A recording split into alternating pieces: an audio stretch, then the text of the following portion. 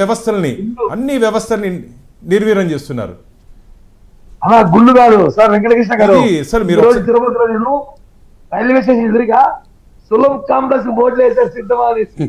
ఎందుకు సిద్ధమో ఏమి సిద్ధమో గర్వ ఏంటి సార్ ఇది మాకు.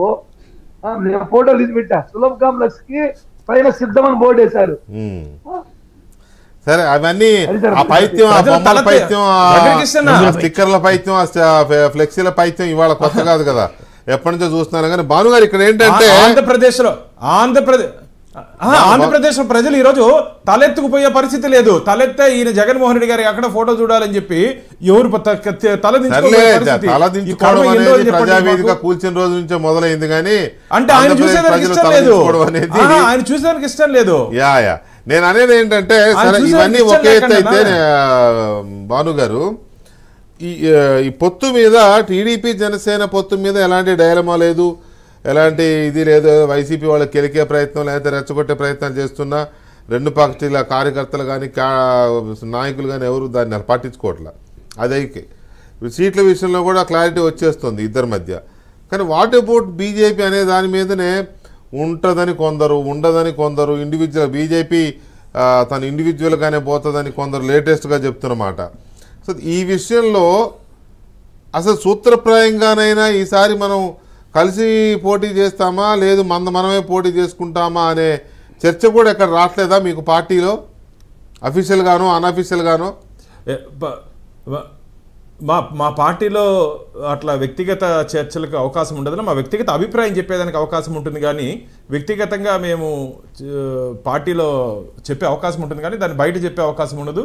పార్టీ ఏది నిర్ణయిస్తే పార్టీ గీసినటువంటి లక్ష్మణ రేఖను ఏ భారతీయ జనతా పార్టీ కార్యకర్త దాటే రాముడు కదా మనకి కేంద్ర పార్టీ, సెంట్రల్ పార్టీ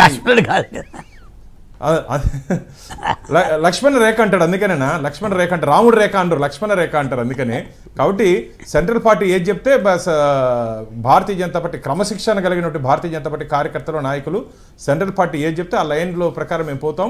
ఖచ్చితంగా పార్టీ ఏ నిర్ణయం తీసుకుంటుందో వేచి చూద్దాం. ఇంకా సమయం ఉంది కాబట్టి దాని మీద మాట్లాడే అవకాశం మాకు లేదు. కేంద్ర పార్టీ ఖచ్చితంగా నిర్ణయం తీసుకుంటుంది. ఎందుకంటే మోస్ట్లీ ఇంకో 10 రోజుల్లో మోస్ట్లీ సెకండ్ వీక్లో ఎన్నికల షెడ్యూల్ వస్తుందని చెప్పి ఊహాగానాలు వస్తున్నాయి. కాబట్టి తొందరలో ఏం లేదు. కానీ సోషల్ మీడియాలో ఒకటి బాగా వైరల్ అవుతోంది.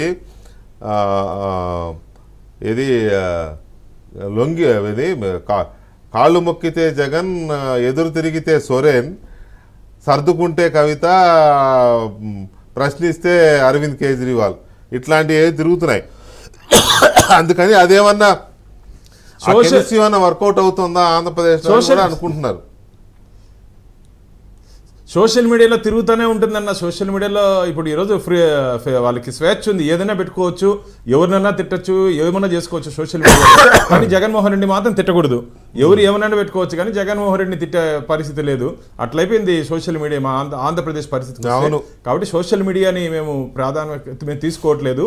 ఖచ్చితంగా మేము మళ్ళీ చెప్తున్నా వెంకటకృష్ణ, ఈరోజు పొత్తులు అనే అంశం చాలా సున్నితమైనటువంటి అంశం, చాలా సెన్సిటివ్ ఇష్యూ ఇది. కాబట్టి భారతీయ జనతా పార్టీ మన కేంద్ర నాయకత్వం ఏది చెప్తే దానికి మేము సిద్ధంగా ఉన్నాం. కానీ 2-3 రోజుల్లోనే ఖచ్చితంగా క్లారిటీ వస్తుందని చెప్పి ఆశాభావాన్ని మేము కూడా వ్యక్తం చేస్తున్నాం. ఎందుకంటే ఎలక్షన్ షెడ్యూల్ వచ్చే సమయం దగ్గరలో ఉంది కాబట్టి ఖచ్చితంగా ఆంధ్రప్రదేశ్ రాష్ట్రానికి మాత్రం మంచి రోజు ఉంటుందని మాత్రం చెప్పదలుచుకుంటున్నాం. ఆంధ్రప్రదేశ్ రాష్ట్రానికి నియంత పరిపాలన నుంచి విముక్తి వస్తుందని చెప్పి మాత్రం ఆశాభావాన్ని వ్యక్తం చేస్తున్నాం. రైట్. పట్టాభి గారు, ప్రసాద్ గారు, ఈ డైలమా